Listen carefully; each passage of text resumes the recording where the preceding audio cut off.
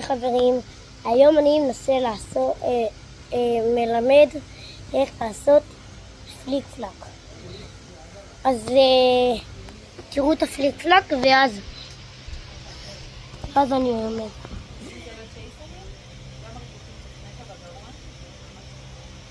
שנייה, רק בסדר.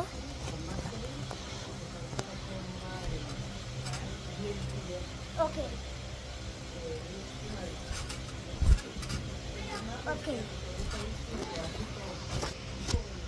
אז בשביל פליק פלק צריך לעשות סלטה, להקליח סלטה בלי קירוס, שאני כבר יודע איך. ככה.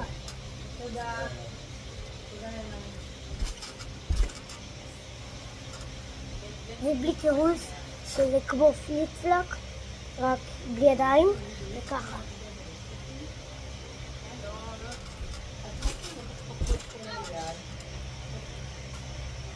ואז השלב הראשון עשינו אותו. שלב שני זה שחייב שנהיה ככה באוויר.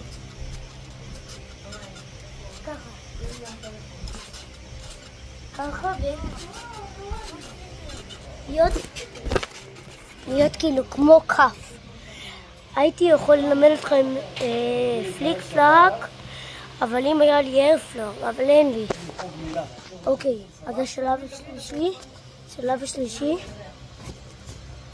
השלישי זה תענו.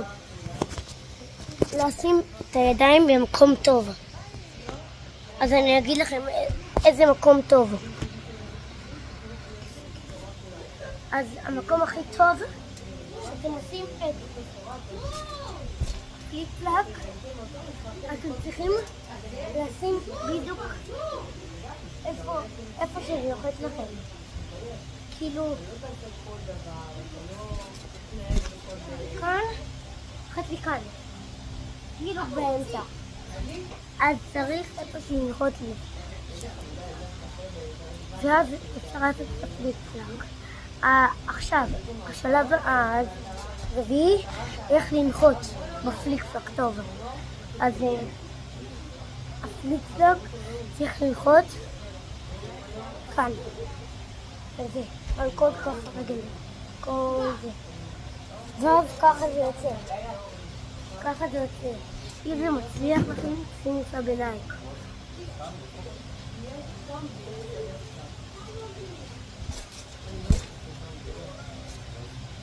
ואז סיימתם בפליק פלק. אם אתם רוצים עוד סלטה שאני אלמד, תכתבו לי כאן בתגובות, סע בלייק, יאללה ביי.